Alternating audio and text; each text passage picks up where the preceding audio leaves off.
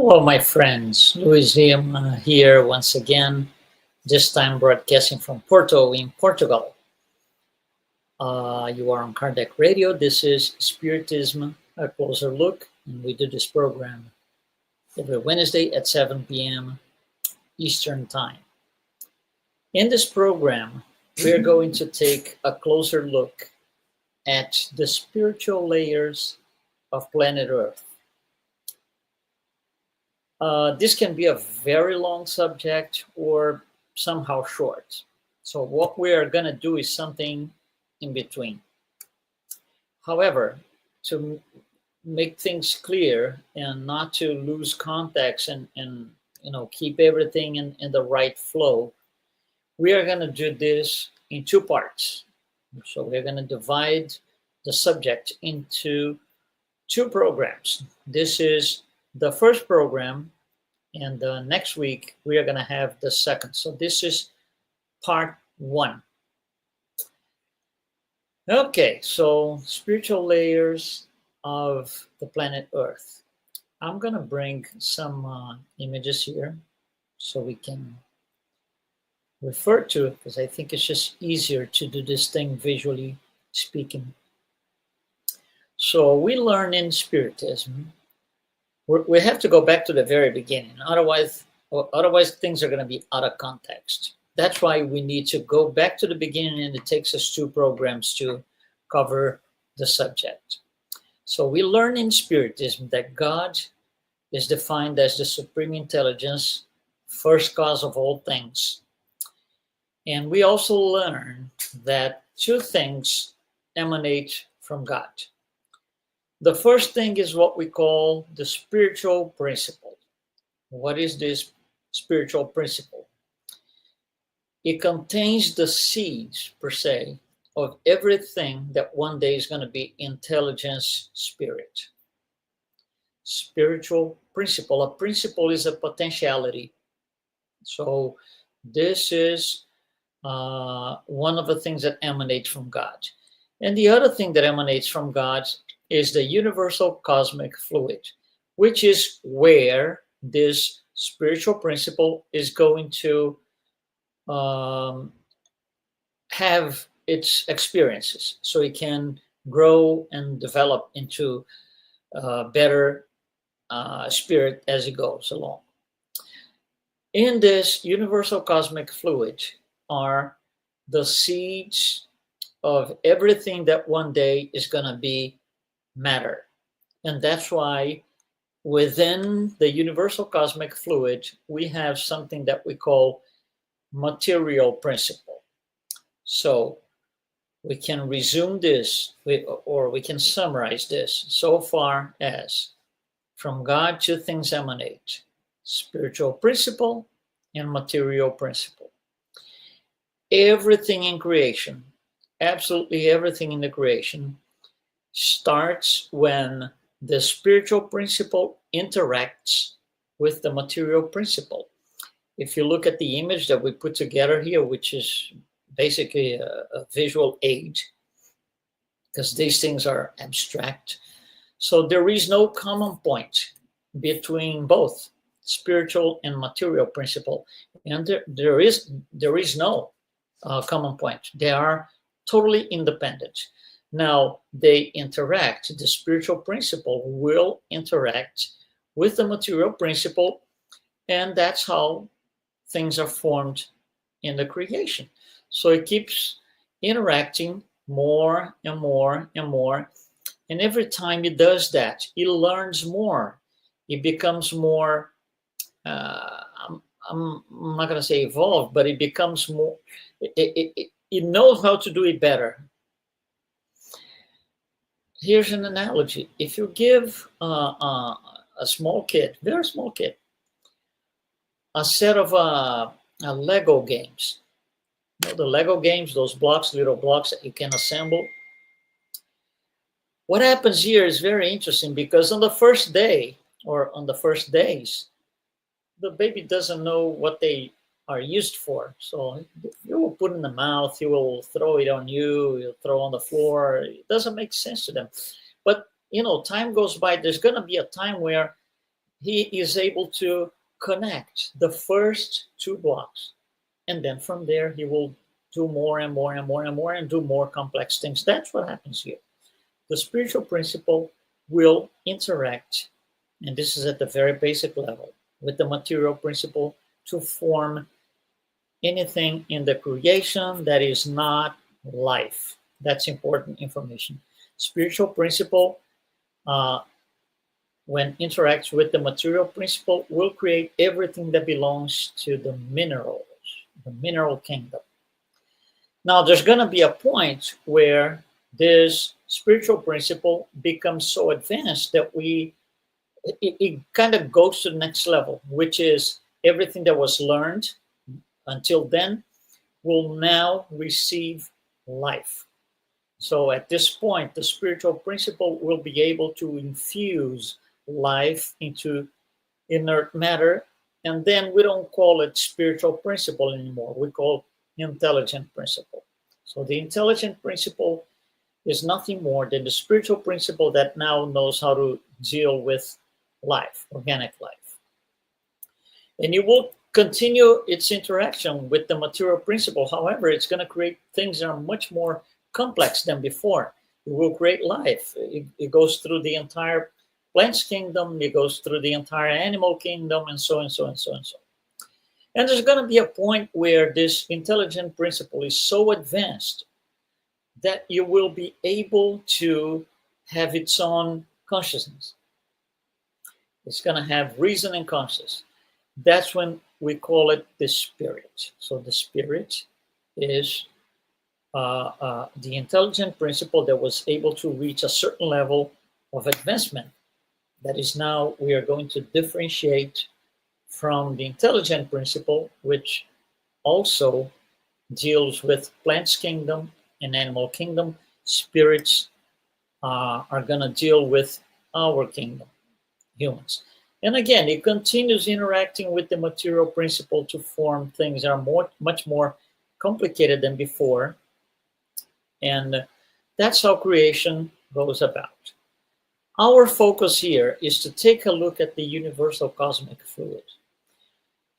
Everything else that we spoke so far belongs to a different study, which is the evolution. On that one slide, we can spend an hour and a half or two.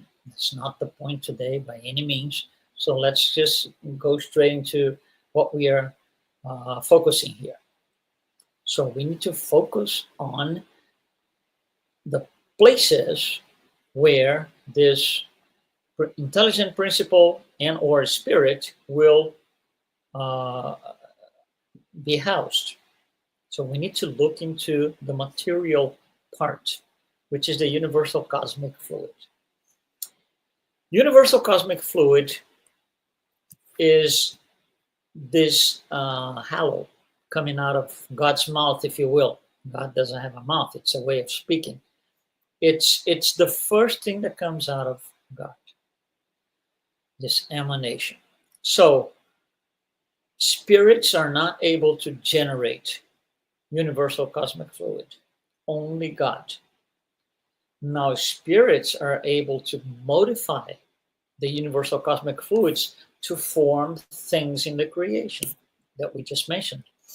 So there's going to be a first set of modifications of the universal cosmic fluid to form something that we call cosmic dwellings.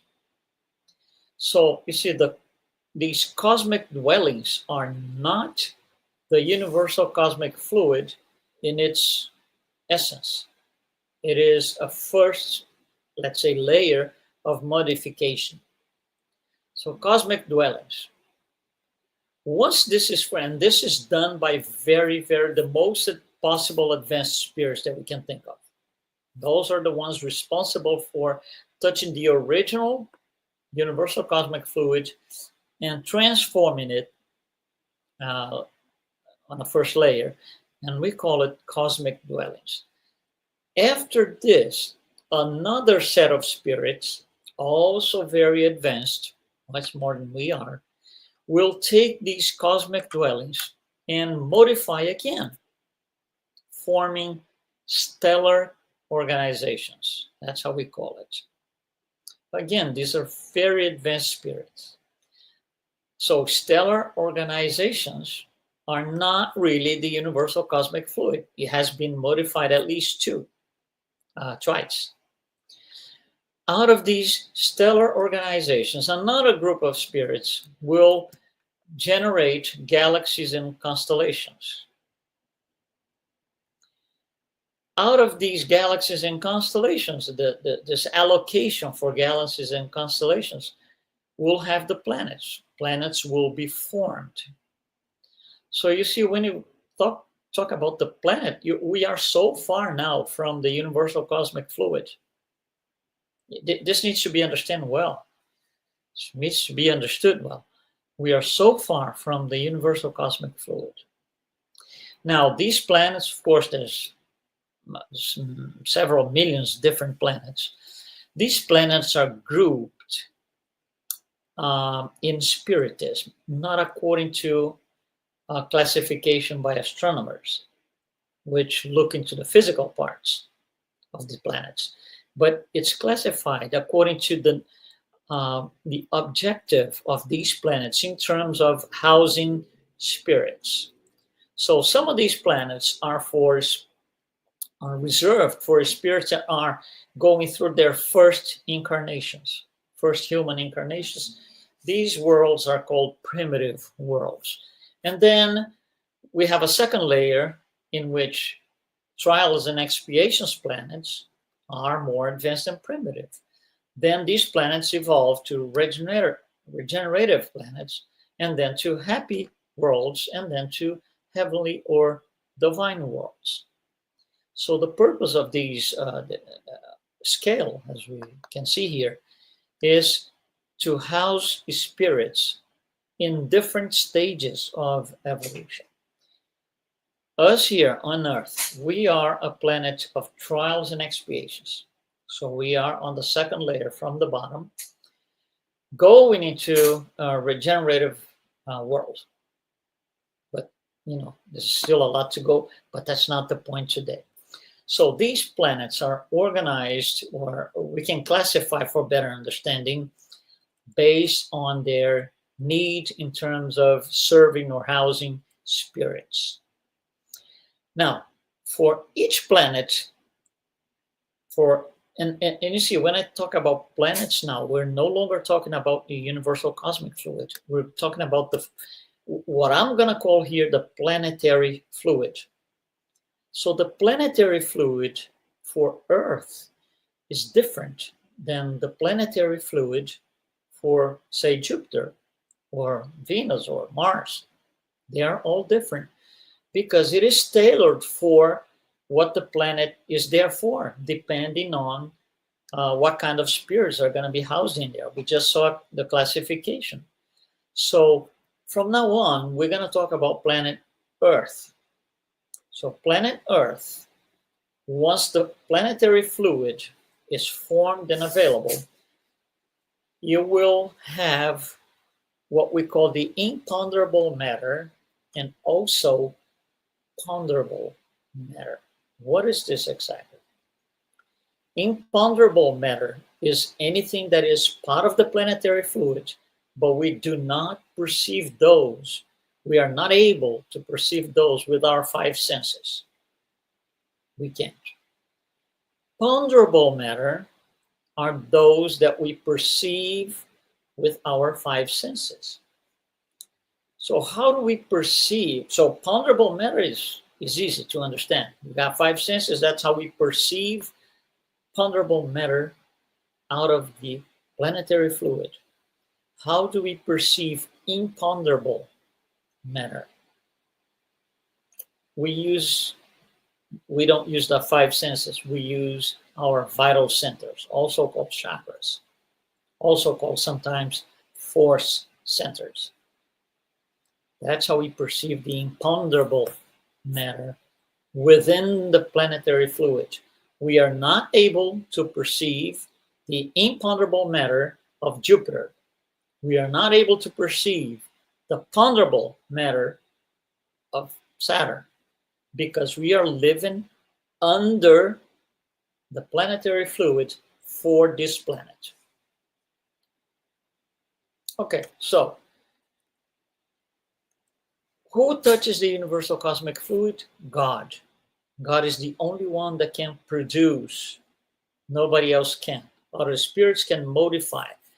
And we saw sets of modifications here by creating cosmic dwellings, stellar organizations, galaxies, constellations, and planets. This is done by also very advanced spirits. There are different names for these spirits. It's not really important. It's more like a curiosity here. So sometimes we call these highly evolved spirits as divine intelligences, glorious intelligences, archangels, grand devas or great devas. So different names. And here in the bottom, the imponderable and ponderable matter of planet Earth. Who is able to touch on those? We are, you and I, spirits and human intelligences. And once again, we modify, we make things in ponderable matter, using our five senses. We perceive the imponderable matter of the planet with our chakras or vital centers. So let's take a better look, a closer look at this imponderable / ponderable matter combination here. So let's amplify this a little bit. So in green, in the bottom, we have what we call the ponderable matter. On the top, imponderable matter. And to make sure we are all on the same page, this is not the universal cosmic fluid as we know it. This is planetary fluid. We're talking about the planetary fluid for planet Earth. So let's look first into ponderable matter. What happens in there? Well, our material life. That's our daily lives. We have objects, we have, computers, desks, and this is all part of our material life. We have a physical body. We have matter as we know in its four states as brought to us by science. Solid, liquid, gas, and plasma. Those are the four states of matter in the ponderable matter. Now, what happens up there? Imponderable matter. There's life there too, but it's not material life. It's material life is us here on Earth.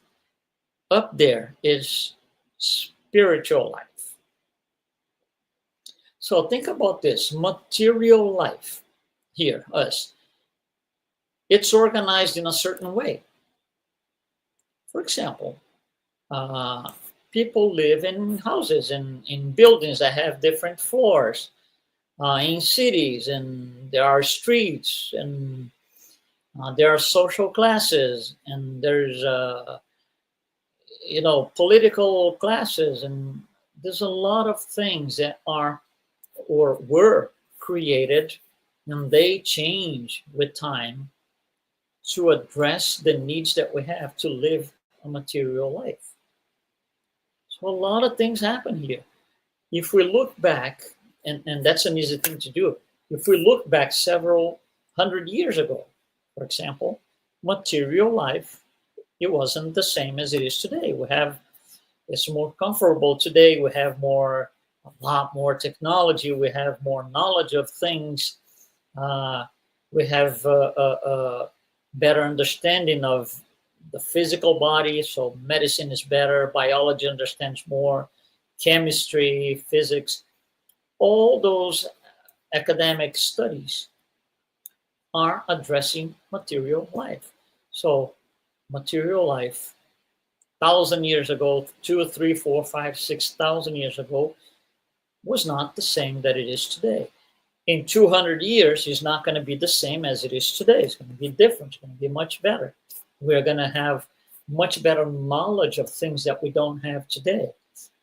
Things that we are still struggling today to understand, to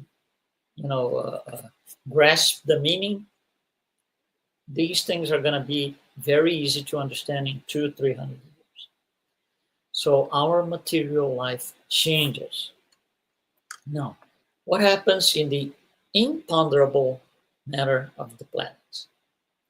There's life there, but that's not material life. That's what we call spiritual life, and that's where the spirit world is. However, spirit world for the spirits housed on planet Earth.